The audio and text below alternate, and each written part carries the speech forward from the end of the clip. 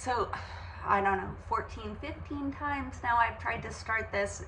There's so much that I want to say about this people pleasing, and I'm just asking for the right words to say, for the right individual to hear, so that we can take ourselves off the cross and not sacrifice the peace that we have within us to make everybody else around us happy. It's okay that not everybody needs to be happy because of something that you do. I am a recovering people pleaser. 100,000,000%. A lot of my life I have spent pleasing people, putting my own wants, needs, plans, everything on hold, aside, broken completely, because I was so afraid of the repercussions of somebody else's not liking what it was that I was doing. That means I held back a lot of no's. I held back a lot of myself. And it's a constant maintenance to not do that. And I have spoken a lot lately in regards to really focusing my calmness on my nervous system. You know, keeping my own personal inner self in a more relaxed state and paying attention when things don't go that way.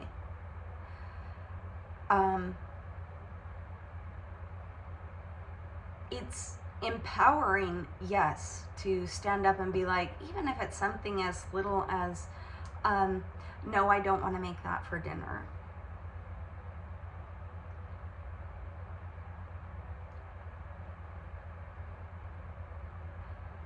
To understand a little bit about people pleasers. If you may not even realize you're married to a people pleaser, but they will set out their plans for the week. Let's go with their day. How they, anticipate it to go. They'll get home, this and that. They want to get home, make dinner, take care of everything.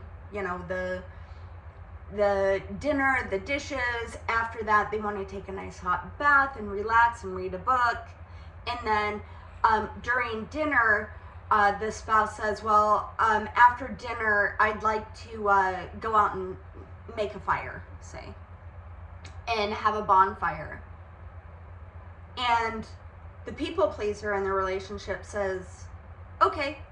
And they stop and put whatever their idea of that evening was off and go with the other spouse to have the bonfire or whatever, and disregard their wants and needs. It's not the other spouse's fault.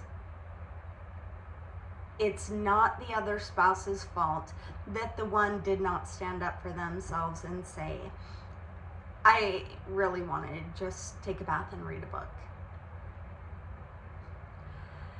It is so incredibly hard as a people pleaser, as a recovering people pleaser, to stand up for something as simple and as silly as that, because you don't want to rock the boat or feel like you are causing the other person to feel like what they want is not important. So you will shove the rag in your brain's mouth and just shut up, and you're just gonna go through with whatever the other person wanted, and that's just the way it's gonna be. A lot of the time this stuff happens with family members, like parents,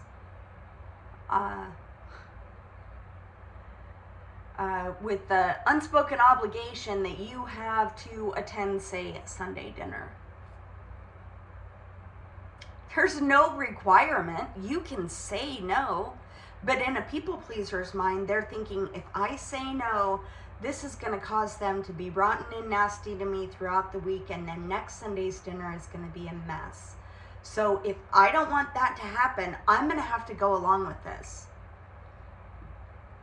So we build up in our mind this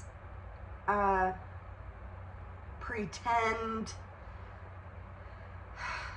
notion, this pretend notion, this pretend idea as to what things are going to be like if we don't go along with the plan.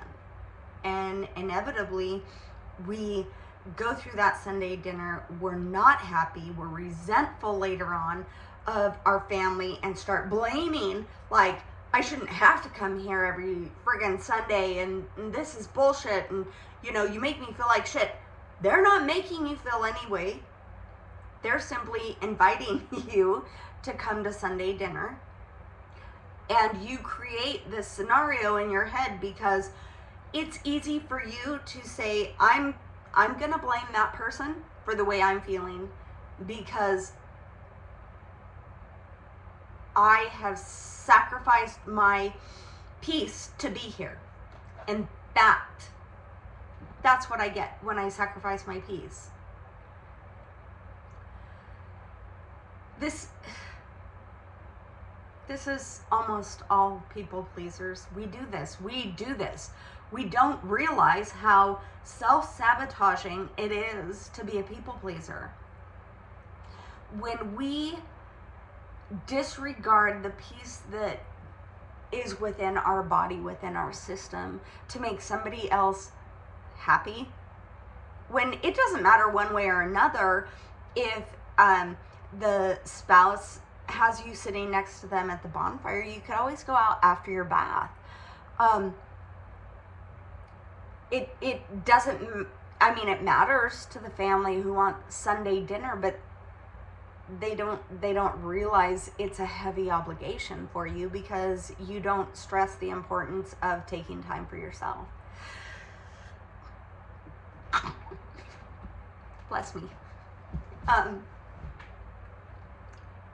So a lot of the times we don't listen to ourselves and we don't follow through with ourselves. We don't follow our heart. We don't let our heart lead. We don't allow ourselves to say, no, Sunday dinner would be great, but I'm not going to commit every week. But yeah, let's plan on maybe next week, but this week isn't going to work. And when the suggestion comes up for, oh, well, I thought after dinner we could go and, do this and this or whatever.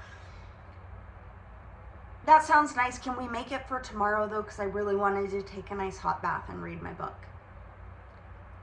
Why is it so hard for us to throw out a different option instead of putting what we want on the back burner?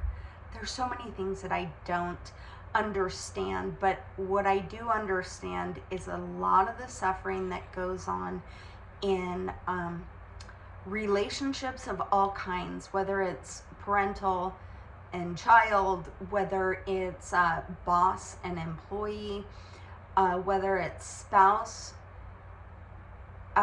whether it's, well, I already said family, but there's so many times that a simple, no, that's not going to work for me. I had something else planned. Why do we feel the obligation to put another over ourselves? I don't have the answer for that. And when we look at it from a different point of view, and like it was brought to my attention that this is what we do to ourselves. And it's not a form of, boasting up the self. It's a form of putting our peace on the back burner so that we can think we're doing something for somebody else when in reality we're really not, because it's not genuine. If you are not doing it out of the want to, but you feel that silent obligation, it's not from your heart that you're doing it. And that's me too. It's me. Hi, I'm the problem. It's me. And I think I'm actually awestruck a bit, because I'm actually realizing that, yeah, I had no idea that I cannot make somebody else, I can't make somebody else hold the feeling that I am giving the scenario. I'm not going to hold somebody else accountable because I set my piece on the back table while I went and did this for you. You didn't have to do that. You totally did not have to do that. If it wasn't in your heart to do, then you shouldn't have. And you should have just, stuck with your piece. It's not a sin. It's not a crime.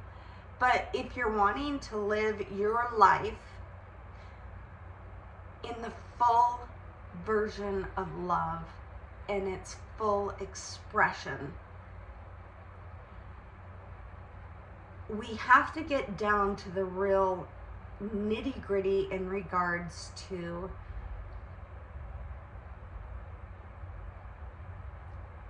the way we feel about what we're doing. Because you can self-sacrifice your peace, and while you're doing whatever the other person wants, you are in full resentment and anger and strife because you have put your peace aside.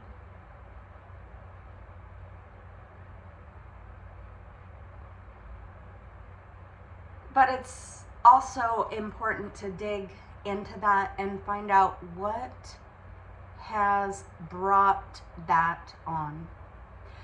What in the situation has caused you to feel like if you don't do this, something bad will happen. If you don't go along with what they want, something bad will happen.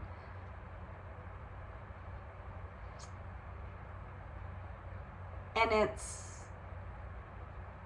important to do that, because if you don't recognize it,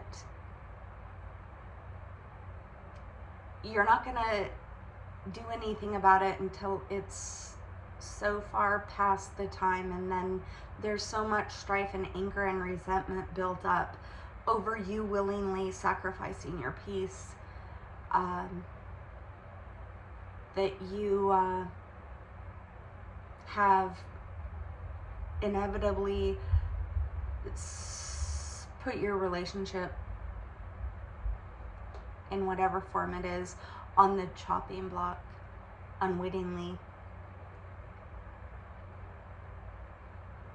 All of my life I have taught my kids, if there's a problem, you take care of it immediately.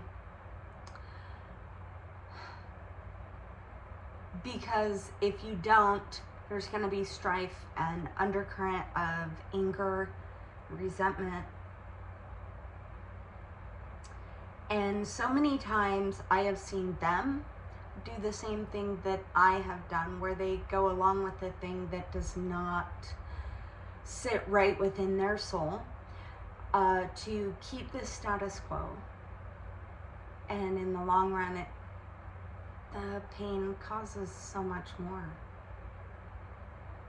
They learn that from somewhere, just like we all do. And in certain situations, we are self-sabotaging through